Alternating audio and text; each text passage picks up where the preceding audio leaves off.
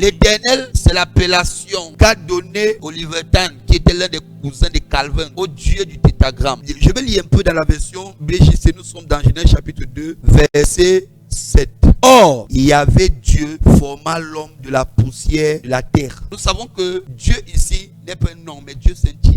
Nous-mêmes, les enfants de Dieu, nous portons le titre de Dieu. C'est pour cela qu'on nous appelle Elohim, les Elohim. Yes. J'avais dit, vous êtes des Elohim, Somme 82, verset 6. Et notre Père, c'est Elle, il est Dieu. Donc, en gros, le nom mystique de Dieu, le nom caché de Dieu ici, c'est Yahvé. C'est comme on peut dire, par exemple, Philippe Dieu, ou bien Pascal Dieu. Donc, on dit Yahvé Dieu. Yahvé ici, c'est le nom de Dieu. Mais lorsque nous regardons nos Bibles aujourd'hui, dans le Yahvé, il y a des voyelles qui ont été ajoutées. Le Yahvé-ci était un tétragramme. C'était un ensemble de 4 consonnes. On avait Y, on avait H, on avait W et on avait un autre H. L'ensemble de ces 4 consonnes est appelé encore un tétragramme. Donc, le Dieu des Juifs ici était le Dieu du tétragramme. Ça veut dire que les Juifs connaissaient les dieux par le tétragramme. Et bien aimé, les Hébreux ne sont pas comme nous. Chez nous, A c'est A, B c'est B, C c'est C. Mais par contre, chez les Hébreux, chaque lettre a une signification. Et chaque lettre a une valeur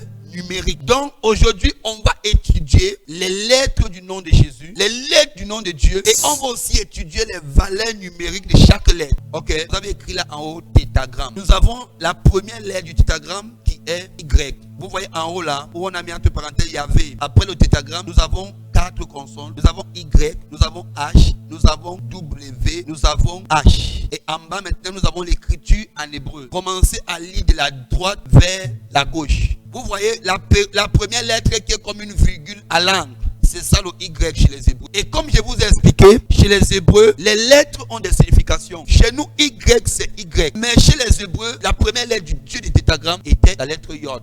Y chez les Hébreux, c'est Yod. Yod chez eux, c'est la main ou la puissance. C'est pour cela que Dieu, notre Seigneur, est l'être le plus puissant.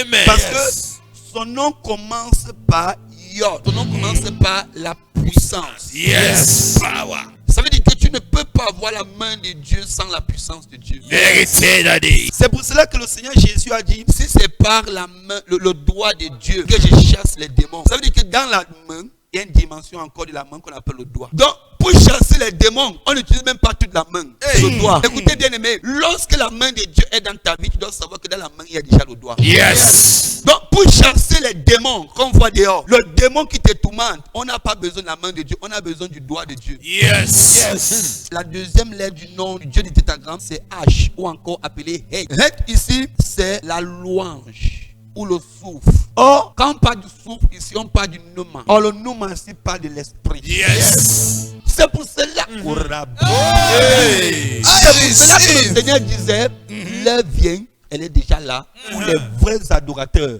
vont adorer le Père en esprit et en vérité. C'est là les adorateurs que le Père recherche. Donc la Bible dit que ceux qui vont expérimenter la deuxième lettre du nom du Père, ceux qui vont expérimenter le Hé, le souffle, le Nouma, la louange, ce sont ceux qui vont louer l'Éternel. Yes. Donc bien aimé, dans la deuxième lettre du nom du Dieu du tétragramme, on retrouvait la louange. Yes.